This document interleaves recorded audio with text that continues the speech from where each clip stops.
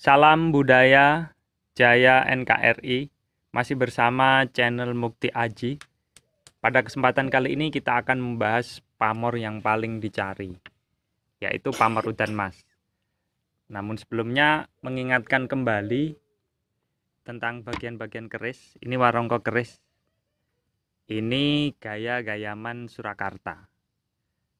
Bagian peloknya seperti ini, ada tajam di bagian sini.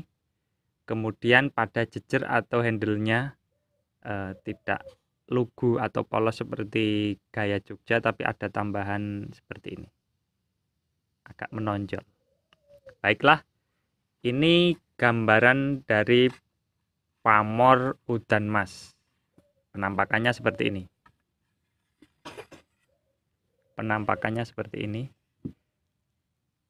Banyak bulatan-bulatan seperti tetes air. Bulatan-bulatan seperti tetes air yang banyak. Seperti gambar kartu domino. Ini juga sebutannya karena mirip itu udan mas balak limo. Karena jumlahnya 1, 2, 3, 4, 5. 1, 2, 3, 4, 5. Syarat udan mas yang baik, setiap bulatan ini satu ini minimal terdiri dari 3 lingkaran.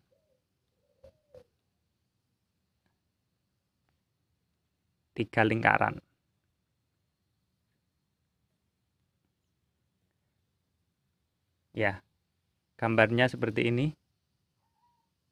Dari bawah sampai ke atas.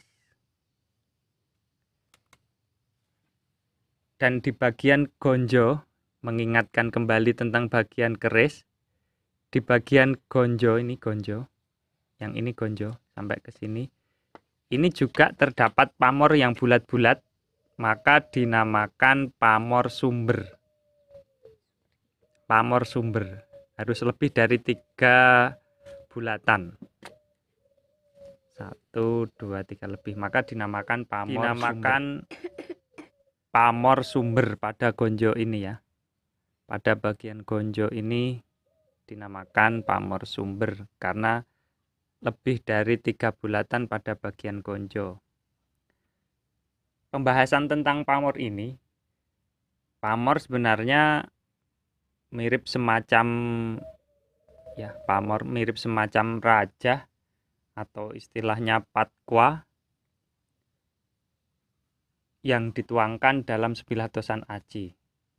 Ini bagaimana para leluhur kita mampu menangkap isyarat alam, kemudian dititipkan pada sebilah tosan aji.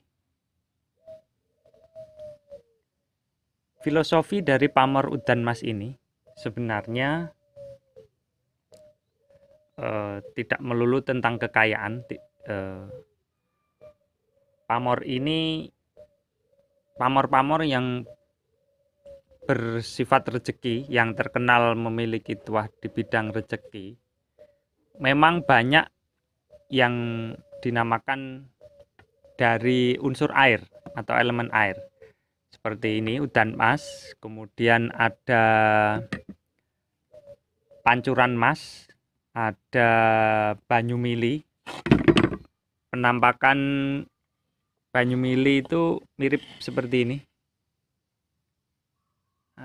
Banyu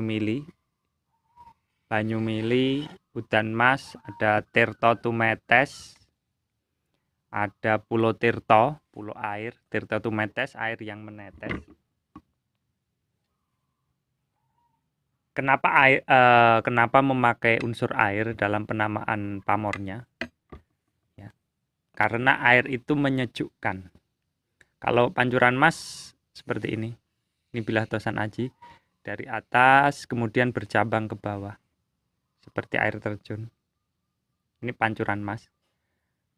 Ada yang pada bilah, masih utuh pada bilah. Ini pancuran mas jenis A.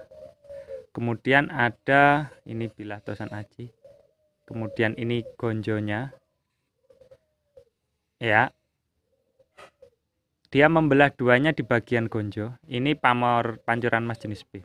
Ya, kembali lagi ke kenapa unsur air ini digunakan dalam tosan aji. Karena harapannya rezeki yang diterima ini menyejukkan seperti air. Menyejukkan bagi penerimanya, bagi keluarganya, dan bagi sekitarnya. Bagaimana rezeki ini bersifat menyejukkan? Itu adalah dengan cara kita berikan, kita sedekahkan. Nah, ini pada bilah ini kebetulan juga ada pamor yang namanya telogo mambek di bagian pejetan. Ini namanya pejetan ya. Mengingatkan kembali bagian-bagian keris. Ini ada pejetan. Ini ada namanya pamor telogo mambek seperti huruf N kecil bertumpuk. Ini dinamakan telogo mambek yang dipercaya untuk menumpuk rezeki atau kekayaan. Tapi sebenarnya filosofi dari telogo mambek ini bahwa uang atau rezeki itu merupakan energi, dan jika dia hanya berhenti atau mambek atau menggenang, maka dia akan mencari jalannya sendiri. Itu tidak baik. Maka harus kita salurkan kepada yang berhak atau menerimanya. Itulah kenapa para leluhur kita betapa ingin memberikan nasihat yang agung kepada kita lewat sebilah keris atau tosan aji atau pusaka ini dari bermacam-macam pamor yang dititipkan pada sebilah tosan aji ini.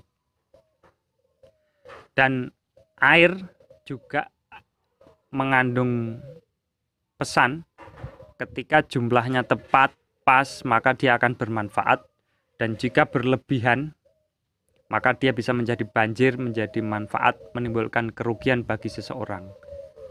Maka pergunakanlah rezeki yang kita terima ketika ini pesan dari Udan Mas ini, rezeki yang kita terima kita berikan kepada yang berhak dan kita simpan secukupnya. Demikian, semoga bermanfaat dan kita bisa mengamalkan pesan leluhur yang agung ini dalam sebilah tosan aji. Salam budaya.